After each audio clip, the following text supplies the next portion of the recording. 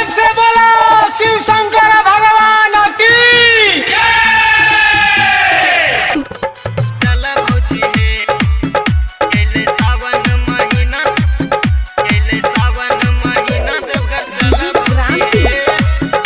Rakesh digital recording studio Banarasi वैसा होंगे। धन धूर लगावैला छोड़ा भौजी हे, धन धूर लगावैला छोड़ा भौजी हे। अइले सावन महीना देवघर चला भौजी हे, अइले सावन महीना देवघर चला भौजी हे। कांधे पर कांवर तू उठाला भौजी हे, कांधे पर कांवर तू उठाला भौजी हे।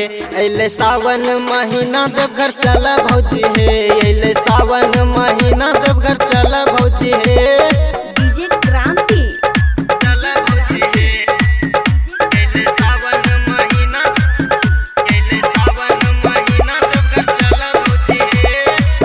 Mix by Rakesh Lal Yadav. छके पहिला सोमारी चल धैर लेबै गाड़ी, छके पहिला सोमारी चल धैर लेबै गाड़ी। निर्मल गंगा जल उठेबै, नारा बोलबम के लगेबै। गेरुआ रंग के साड़ी भौजी पे नीला है, गेरुआ रंग के साड़ी भौजी पे नीला है। अइले सावन महीना देवघर चला भौजी हे, अइले सावन महीना देवघर चला भौजी हे। धाना धूर लगावैला छोड़ा भौजी हे, धाना धूर लगावैला छोड़ा भौजी हे। अइले सावन महीना देवघर चला भौजी हे, अइले सावन महीना देवघर चला भौजी हे। डीजे क्रांति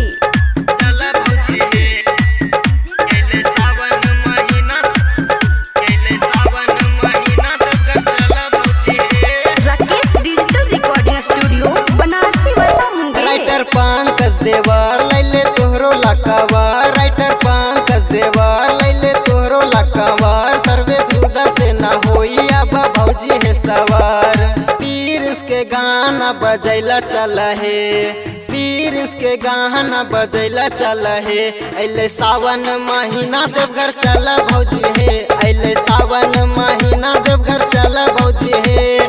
धाना धूरा लगावैला छोड़ा भौजी है, धाना धूरा लगावैला छोड़ा भौजी है। अइले सावन महीना देवघर चला भौजी है, अइले सावन महीना देवघर चला भौजी है। Rakesh digital recording studio Banarasi वैसा होंगे।